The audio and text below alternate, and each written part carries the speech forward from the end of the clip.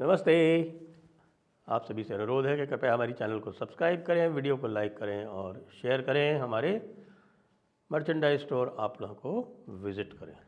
इस समय संसद में, बल्कि लोकसभा में संविधान के ऊपर चर्चा चल रही है, क्योंकि ये 75वां वर्ष है संविधान को बने हुए।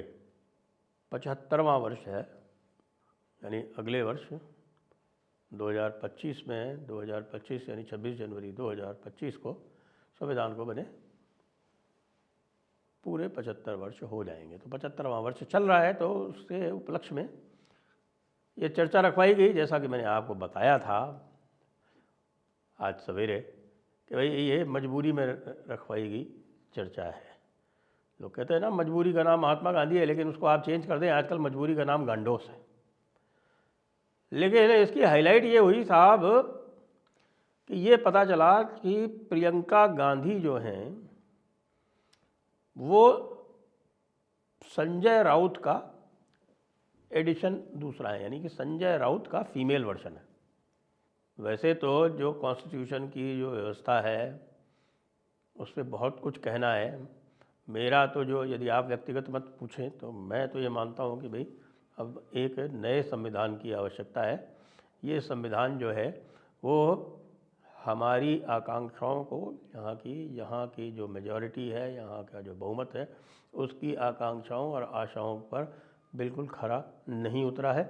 और यह एक जो वेस्टर्न डीप स्टेट उस समय की हुआ करती थी, यानी ब्रिटिश एम्पायर, उस ब्रिटिश एम्पायर ने हमारे ऊपर एक तरह से हमारे माइंड पर कब्जा करके और यहाँ पर उसको बैठाल दिया था इस तरह से, जिससे कि जो लोग भी आए बाद में, ब्राउन साहिब तो उन्होंने इंश्योर कर ही लिए थे, गांधी जी के माध्यम से उन्होंने यह तो इंश्योर कर ही लिया था कि भाई नेहरू को ही सत्ता ट्रांसफ़र होगी।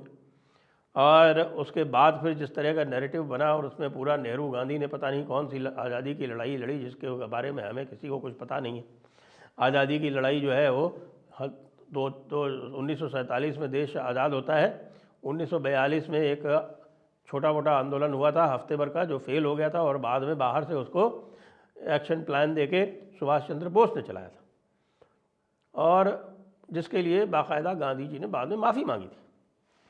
तो जिस आंदोलन के लिए गांधी जी माफ़ी मांग चुके, उसको ये कहना कि साहब कि उसके कारण देश आज़ाद हो गया, तो बड़ी विचित्र बात है। सब जानते हैं कि देश आज़ाद हुआ क्योंकि नेवल म्यूटिनी हो गई, जबलपुर में आर्मी की म्यूटिनी हो गई, पूरा जो देश था वो आज़ाद हिंद के नारों से गूंजने लगा, सुभाष चंद्र बोस जो थे वो हीरो बन गए, और अंग्रेज़ों को ये लगा कि भाई जो एक चीज़ थी जिसके सहारे वे पूरे भारत में इतने दिनों तक राज्य कर रहे थे, और वो थी उनकी सेनाओं की लॉयल्टी, उनकी सेनाओं की प्रतिबद्धता उनके प्रति, स्वामी भक्ति, वो स्वामी भक्ति जो है वो समाप्त हो गई।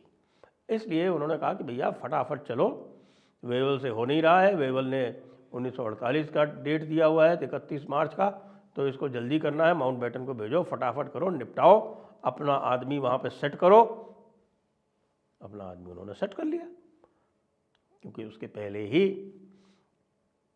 जब इलेक्शन हो गए थे, कांग्रेस उसमें जीत गई थी, तो कांग्रेस के ही प्रीमियर बनना था, तो पहले ही सेट कर लिया था कि भाई हमारा आदमी बनना चाहिए। तो गांधी जी जो दुनिया भर में स्वदेशी की बात करते रहे, उन्होंने अंग्रेज़ी जानने वाले को हिंदी और भारतीय भाषाएं जानने वाले से ऊपर समझा। तो ये तो कॉन्स्टिट्यूशन का इतिहास है। कॉन्स्टिट्यूशन का डॉक्यूमेंट भी आप देख लें, बड़ी बड़ी बातें होती हैं, लेकिन मेरे पूरे अध्ययन के बाद ये निकला कि साहब इसमें केवल एक आर्टिकल ओरिजिनल है, केवल एक। जी हाँ, और वो आर्टिकल है आर्टिकल 26, और उसकी भी हत्या कर दी बाद में जो सुप्रीम कोर्ट था भारत का।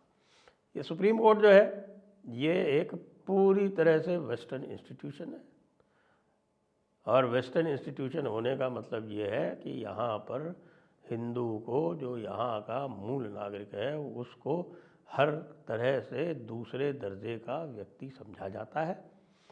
जो भी यहाँ पर आक्रांता रहे हैं, जो यहाँ के नियंता रहे हैं, जिन्होंने यहाँ पर बाहर से आके और भारत को एक उपनिवेश बना के भारत के ऊपर राज किया है, भारत को गुलाम रखा है, उनके सारे अधिकार सर्व सुरक्षित कर दिए गए हैं माइनॉरिटीज़ के नाम पर।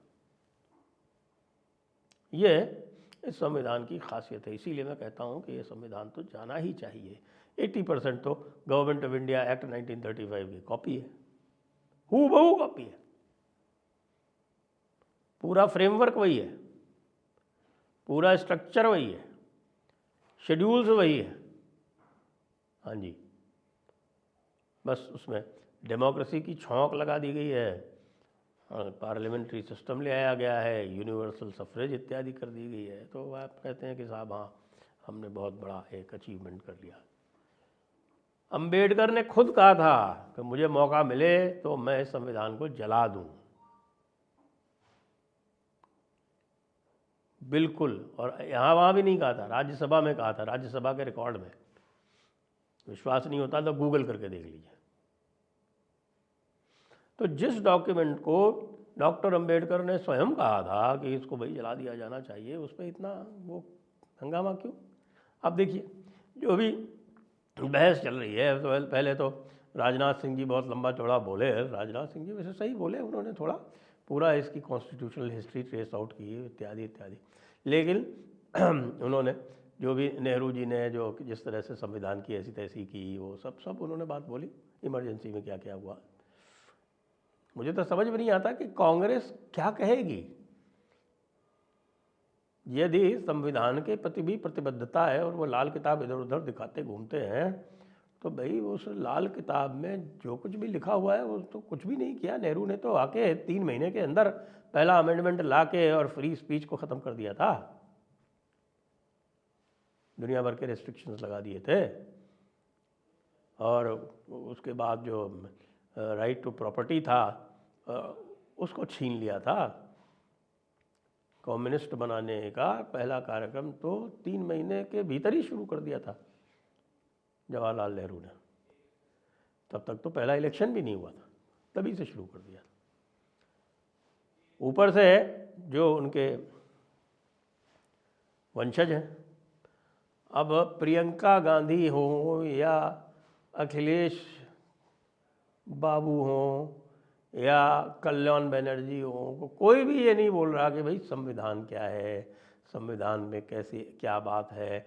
वो केवल आज की बातें बोल रहे हैं और उसको बोल के ये दिखाना चाहते हैं कि साहब के संविधान की जो है वो पालना नहीं हो रही है। भाई संविधान की पालना नहीं हो रही होती तो तुम कैसे बैठे होते वहाँ लोकसभा में?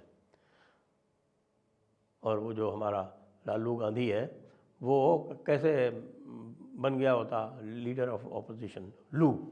वो लू कैसे बना होता? प्रियंका गांधी का हाल ये है भाई, आज डेब्यू स्पीच थी प्रियंका गांधी की।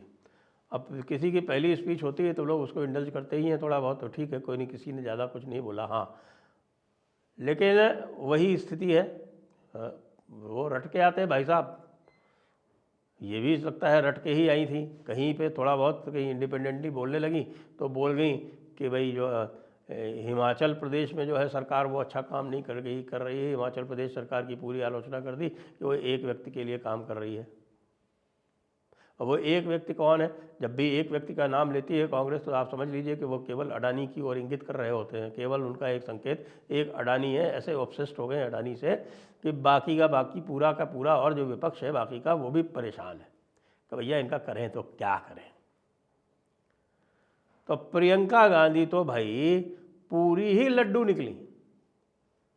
हम तो पप्पू को समझते थे, यहाँ तो पप्पू के साथ साथ पप्पी और आ गई। पप्पू का फीमेल वर्जन और संजय राउत का फीमेल वर्जन। अब मैं संजय राउत को क्यों कह रहा हूँ? संजय राउत को आप जानते हैं, संजय राउत ने अकेले हाथों शिवसेना की ऐसी तैसी कर दी। और आज संजय राउत बैठ कर कह रहा है कि देखिए महाराष्ट्र में ये जो एनसीपी वाले हैं ये अजीत पवार से मिलने जा रहे हैं। तो शिंदे जी ने कहा कि भाई शिवसेना वाले भी आए तो हमें कोई दिक्कत नहीं है। तो इधर तो संविधान पे बहस चल रही है और उधर ये आप समझ लीजिए कि 9 और 8 17, ये 17 सदस्यों का समर्थन ये पूरी तरह से नरेंद्र मोदी को और मिलने वाला है। और वो 17 सदस्यों का समर्थन और मिल गया तो फिर जो कोई भी थोड़ी बहुत भी जो हिचकिचाहट है कुछ एक्ट्स को लाने में, कुछ बिल्स को लाने में, वो भी समाप्त हो जाएगी। क्यों? क्योंकि इस समय राज्यसभा में पूरा बहुमत तो है एनडीए का। 2014 में शुरू हुआ था और 2024 लग गया, 10 साल लग गए राज्यसभा में पूर्ण बहुमत लाने में। अब राज्यसभा हमारे यहाँ बनी ही ऐसी है कि उसमें इतना समय लग जाता है। अब उसको आप चेक्स एंड बैलेंस कहिए, चाहे जो कुछ भी कहिए, लेकिन पहले 5 साल काम तो नहीं करने दिया था राज्यसभा में जो मेजॉरिटी थी ऑपोजिशन की, विपक्ष की मेजॉरिटी के कारण काम नहीं करने दिया था। और उसी लिए जो है वो कई सारे बिल्स जो है वो फाइनेंस बिल के नाम पे लाने पड़े थे इनको, जिसके लिए आज भी हल्ला गुल्ला होता है और आज भी सुप्रीम कोर्ट में एक पेंडिंग है एक मैटर। ये चर्चा यदि सुप्रीम कोर्ट और सुप्रीम कोर्ट में जुडिशल रिफॉर्म्स के बारे में कुछ बात करे तब तो ये कुछ सार्थक होगी, नहीं तो फिर जनता जो है वो पूरी तरह से उकता चुकी है, इतना उकता चुकी है इस संविधान से कि रिपब्लिक 2.0 जिसके ऊपर हम एक बार पूरा सम्मेलन कर चुके हैं जयपुर डायलॉग में, उसकी बात अब और आगे बढ़ेगी। और आप लोग भी बताएं या आप क्या सोचते हैं कि रिपब्लिक 2.0 बनना चाहिए जिसमें कि हमारी जो धरोहर है वो आगे आनी चाहिए, क्या जो हमारे जो मूल निवासियों के इंडिजिनस जो हम लोग हैं, जी हाँ, अब तो ये सिद्ध हो गया कि सभी मूल निवासी हैं, उनके जो अधिकार हैं वो विदेशी ताकतों के विम्स एंड फैंसीज उनके मर्जी पर नहीं होने चाहिए। और यदि नहीं होने चाहिए तो क्या क्या सुधार आवश्यक है, आप लोग अपनी टिप्पणी में हमें अवश्य बताएं। जय हिंद, जय भारत, वंदे मातरम।